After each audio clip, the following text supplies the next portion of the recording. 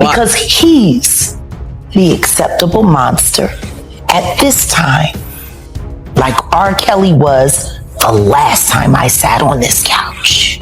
Jay-Z is setting Diddy up. People even calling me, asking me about him, you know, and I don't know him from a can of paint. He even mentioned my name, saying that I know what I know. I don't know what he knows, but I do know this. Something unexpected just unfolded, catching fans and media completely off guard. Jay-Z, long known for his steady, unbreakable composure, was seen displaying a rare flash of raw emotion, a moment so out of character it instantly set the city buzzing. The image alone sparked nonstop speculation, with many wondering what could have pushed him beyond the calm, controlled boundary he's famous for never crossing. What caused this sudden shift, and what's really happening behind closed doors? One thing is clear: there's more beneath the surface, and the full truth has yet to come into view. It seems to make a lot of people upset, you know, then a lot of people love my opinion. That's why you bring me on here. And I really appreciate that, brother. I just want to say this before we get started, Art, is that, you know, a lot of people think I came here to bring a black man down. And that's what I hear in the comments a whole lot. But it was nothing like that. You know, a black man didn't cuss a dead man's mother out. A black man didn't set his friends up and put them in a situation where they couldn't come home to their families no more. A black man didn't reach back and help the people that helped them make it up the ladder. It was Puffy. You know what I'm saying? I got tired of Puffy going on different platforms talking about how he loved the people that we was all with, how he loved the people that helped him, when in fact none of that stuff was true. So my whole thing about it is, man, I appreciate your platform for letting me, you know, voice my opinion. And like I said, opinions like an asshole. Some of these cats out here get paid for their asshole. I get paid to give my opinion. Yeah, I feel you, man. I mean, yeah, you just on here giving your opinion, man. I mean, you was one of the people that was real close to the situation, so why not? Thank you, I appreciate that. So with that being said, right, the last interview me and you did was a day after the raid. And when you look at everything now, man, how you feel about everything? It's been like a week. You know, you knowing Diddy, you being around Diddy, could you ever imagine that his houses would get raided for sex trafficking? Bro, you can't imagine no stuff like that. You understand? You can't think that, because back then he wasn't Brother Love. He was Puffy. All the way up until he became Diddy. So his behavior over the years. Let's keep it moving, because what's unfolding with Jay-Z runs far deeper than a single moment in the spotlight. Those familiar with his journey say the pressure traces back to his Marcy roots, where survival wasn't optional, it was foundational. Decades spent at the peak of an unforgiving industry only compounded that weight, with relentless scrutiny over his personal peace, relationships, and legacy. Even past flashpoints, like the widely discussed elevator incident involving Solange, hinted at tension simmering beneath the surface. Behind the carefully maintained image of control and composure, it appears a storm has been building quietly for years, one now edging closer to the surface. Claudia Jordan right now. Claudia Jordan don't ever mention my mother name. She mentioned it yesterday. Talking about why people are afraid to come forward. You mean like you? You was Diddy girl. Corey was Jay-Z girl. Why don't you claim your friend? Claudia. So Jack, wouldn't you say? When I say Corey, I'm talking about Kathy White. Oh yeah, that's what I was about to ask. Jay-Z's pregnant mistress, who died of an imaginary fucking aneurysm. Just like the woman who was best friends with Kim and Kimura, who wrote the book Bling and died as soon as it made the bestsellers list. Who the fuck was these people supposed to go to? You can't go to the boss because the boss is fucking you. And the boss's boss don't get no fuck. Can't go to the authorities. They're all bought and paid for. You could try to get a special prosecutor, but they'll just pay somebody to reassign him to another case. Where the fuck you go when you get over by the industry? Nowhere. That's where you go, nowhere. Which is where people like me step in. Right, I go to Diddy parties to walk mother out, cause ain't nobody stopping me when I come. So let me ask you, because I look at Gabriel Union, and when you mention things like Jay-Z's time is coming for him, then I look at Beyonce, and I say that women do have that country album, and any of you that buy that shit stupid as shit. You don't give it no trap music with God. Now turn the lens toward Beyonce. Life beside music royalty may appear flawless from the outside, but the pressure behind that glow is unrelenting. Juggling global fame, a billion-dollar brand, family life, and raising 3 children leaves no space to pause, reset, or stumble. The industry demands constant excellence, and even icons are not exempt from that burden. What the public witnessed may not have been a breaking point, but rather a rare glimpse of what happens when years of expectation, responsibility, and discipline briefly surface, reminding everyone that even legends carry weight behind the crown. Stand by your man. Don't act like you don't know that. Remake that. Stand by that. That's a real country hit. Jolene, nice, but it has a ring to it. Stand by your man, yeah. Whoops and disrespects you with other like Kathy Coriana White. All right, well, let's do it like was this. Actually carrying his baby while you was faking it.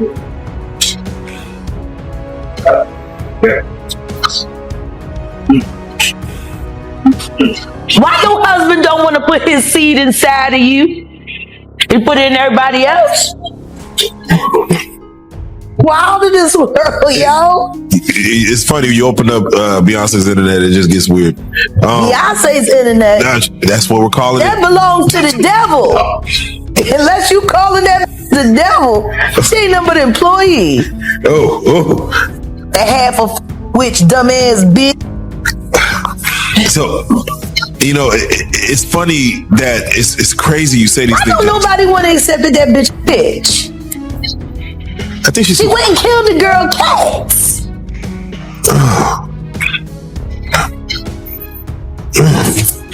Okay. The girl went to court and charged her with extreme witchcraft. She was hypnotized. She was drugged. Beyonce came and she was in there eating on her while she was asleep. Snacking on his bitch, killing people cats. And guess what? They wouldn't give her a restraining order. They just told her to stay away from Beyonce and work for somebody else. Guess what? She's having a hard time finding work too. Which is interesting because she's a brilliant musician. And she was trained at the esteemed Berklee College of Music. Handpicked by my very good friend, Terry Lynn Carrington, Dr. Terry Lynn Carrington, who put together Beyonce's entire female band, which was Matthew Knowles' idea because he couldn't get Beyonce to stop people. And perhaps this moment is the reset Jay-Z needed. Sometimes progress requires a pause before the next ascent. Beneath the iconic image lies a lifetime of pressure, hard-fought battles, and unseen weight that few ever fully understand. What we're witnessing isn't the decline of a legend. It's a transition. Not a breakdown, but a pivotal shift. A new chapter is taking shape, and every step that follows will unfold under the watchful eye of the world. Who the fuck goes to their childhood house for a visit and the shit goes up in flames? That was very weird. The next day, within the week? And no, the next day. The next day. And still, no real investigation on how the house just went up in flames. I guess they paid y'all off. Like they paid y'all off for that astral world. So, let me ask you. Texas politics. Yeah, Texas politics, man. That's that right there. We're gonna talk about the episode, but for right now, I just got to get your take on when we see a Killer Mike win 3 Grammys and get arrested immediately after because Jay-Z paid somebody just so he couldn't have a good night. You Sean. Hey, man. Weirdo. Don't get no what you got in your head, that neural link. You'll never outthink me. Ever. All I do is frustrate you and AI. You can't quantify me. You can't even control your wife. You gonna handle a me. You can't even control that goofy bitch. You should have did a better job. Maybe she wouldn't have had to lose her mind on Kathy. Cause you ain't protecting you. The moment the clip went viral, chaos erupted. A single scene exploded across the internet, hijacking the conversation and setting social media ablaze. Celebrities rushed in with messages of support. Fans flooded timelines with reactions ranging from shock to empathy, while skeptics questioned its authenticity. Planned or not, one truth was undeniable. The moment seized the world's attention, and once it surfaced, no one could look away. Wow. I'ma tell everybody about Big L, Sean. Big L? I would just rather do it on the stand, Sean. Please sue me. I want to go to court. And I want to talk about Big L on the stand. Wow. What's your thoughts about Dame Dash? Dame Dash got fucked over by somebody who was supposed to be his friend. So this Big L is associated. Big L is the one that put Jay-Z on.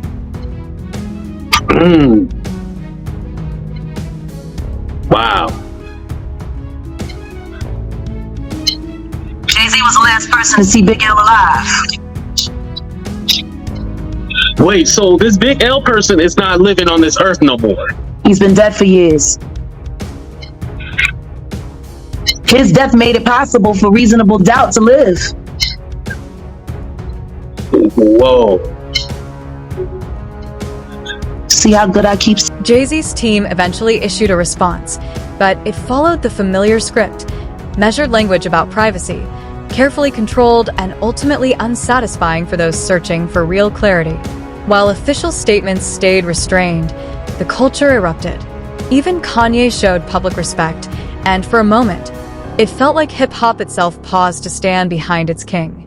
Jay-Z has long carried an aura of being untouchable, always rising above the noise, which made seeing him visibly affected in real time feel surreal, like watching a larger-than-life figure reveal his humanity. Some believe the moment makes him more relatable, while others worry it softens the mystique that surrounds him. Either way, one truth stands firm.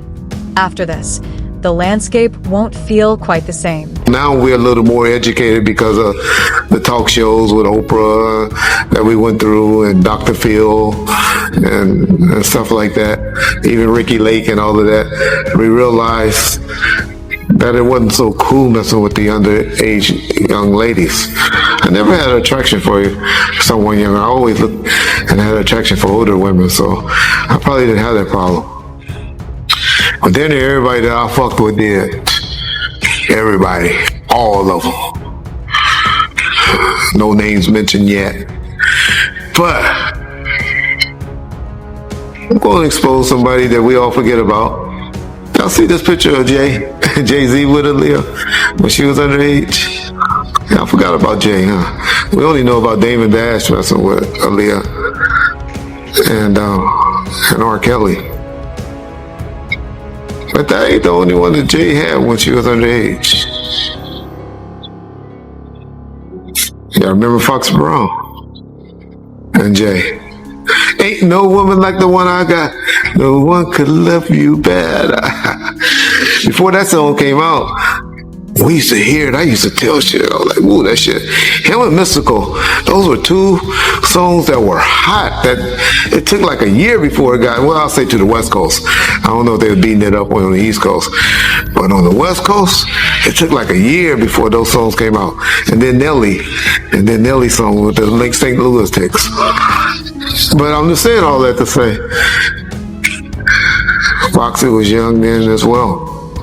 And so, all of these the guys and the underage young ladies was running rapid in the 90s. And so that's all I remember. That's all I think about. You know, with the DeBarge and Janet Jackson situation. That's all I think about. And I can remember about Aaliyah. Aaliyah was my wife's favorite artist. She loved the hell out of Aaliyah. It was a tragic how she died. You know, trying to rush back to get to Damon Dash on the plane. You know, and what happened is the Bahamians let her fly out, and their plane was overloaded or full. That's the one thing that I didn't like about when I traveled to our black countries like the Bahamas and Jamaica and all of them. The officials there, we used to have to bribe them $100 to make the rules pass, to let us in with the dogs that we didn't have properly cleaned, or you know, the not search our bags or whatever, or to sneak away with a whole bunch of cigars and stuff like that. But in Mexico, one thing about the motherfucking Mexican authorities, that number used to be 5 G's, 5,000 and stuff like that. And I used to laugh. I was like, damn, black folks is easily bribable. They so cheap. They don't understand the value that they be having. But yeah, that's all I got on Aaliyah, really. It's a talent. That's another person that life was taken too soon. That was a talent. Wonder what she would be now. Her. Maybe this moment becomes the spark that encourages artists to let go of the untouchable image and speak honestly about the reality behind fame. The shift won't be easy. Vulnerability is still mistaken for weakness in many spaces, but it's already underway. Conversations around mental health are finally gaining real ground, and the pressure to perform perfection at all times is slowly losing its grip.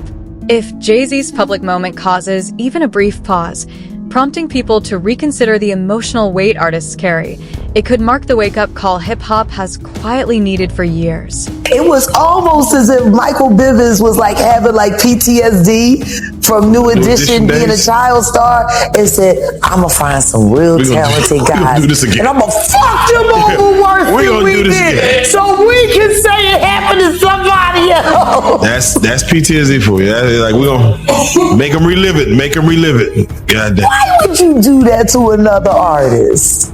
Yeah. Why would you sit there and say, man, we had the #1 record and we were still on food stamps, and then force your group to do that? Hey, man. Why would you do that? Be your own people. You want to know how fucked off it was for Big Mike at the end of his run before he had to leave Boyz II Men? Oh yeah, please.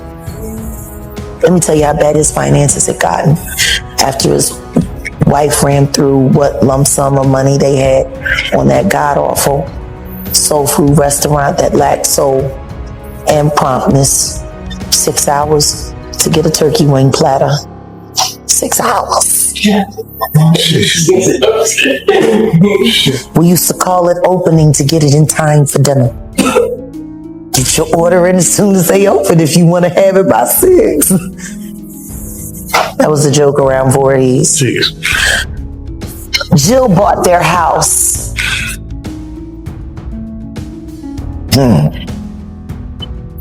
She got it cheap. It would have been a $750,000 home back then, but they were forced to knock $250 off the top because of the structural damage. Apparently, they weren't able to take care of that home. It was riddled with termites. So the only thing holding it up was the paint. They needed the money, so Jill squeezed. And they sold that house for very much more than $400,000 less what it was worth. And they broke even.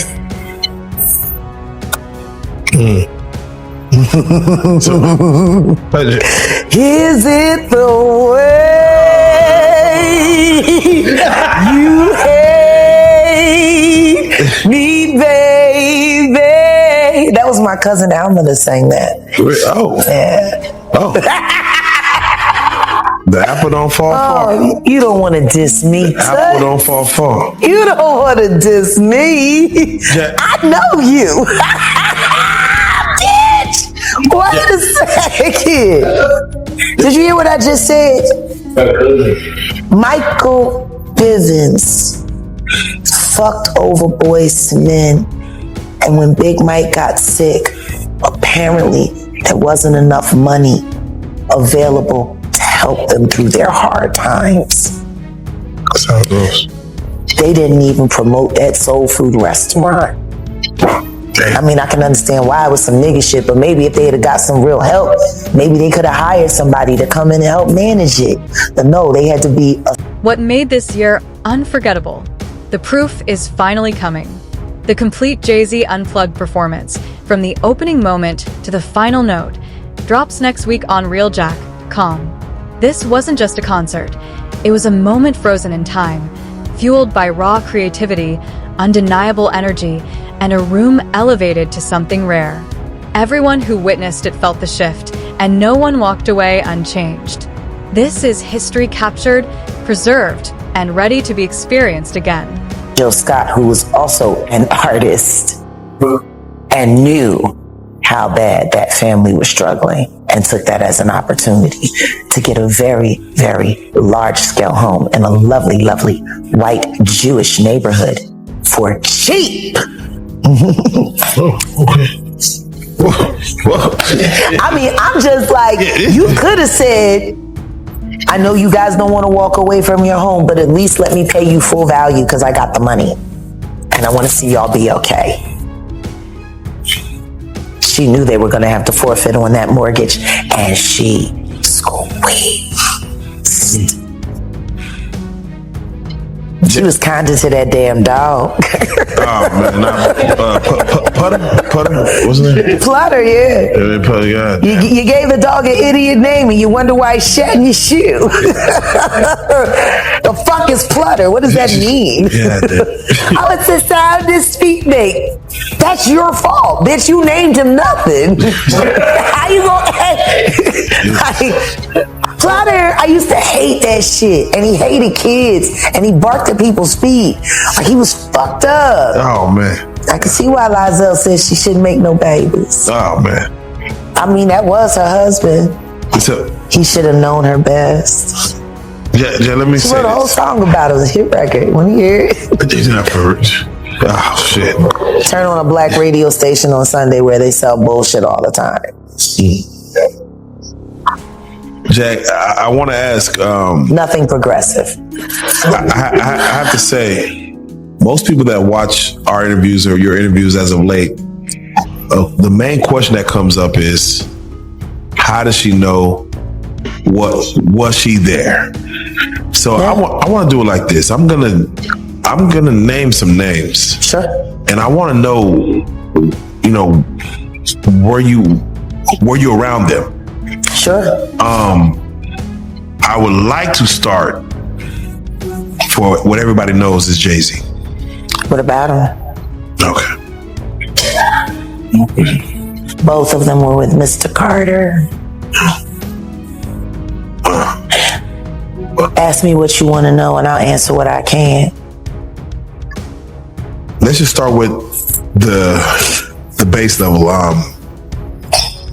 Business, personal. Both. Both. And spiritual. And spiritual. Okay. We believe in the same power. We don't believe in appropriating it the same way. Can I ask you this? For you, did you find joy in the business or pleasure? And when you answer that, I'm gonna flip it on him. Do you feel he found joy in the business or pleasure part of that?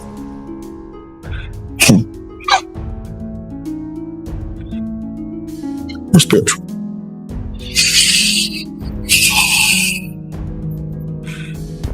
He is the most shameful thing I've ever done.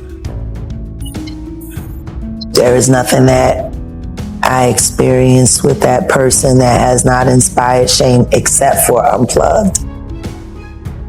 That was the purest moment. For me, it was all done in love for music, love for all that was there, love for the culture. I hate the fact that we did it all for a culture vulture. For someone who never truly had the capacity to appreciate that moment in time, to steal it from the masses, to hide it, to cloak it. I put it up on Philadelphia last year when we launched. You know how many people came to the network to see that show that they never got to see? You know what's great about this year? I still got the footage. There you go. And in 1 week, Jay-Z Unplugged, the actual whole concert, from beginning to end, will be viewed and able to be viewed on realjack.com. Come and see the history. Come and see the power of that moment, the amazing things that we did with our bodies and our minds and our spirits. There was not one person in that room that was not elevated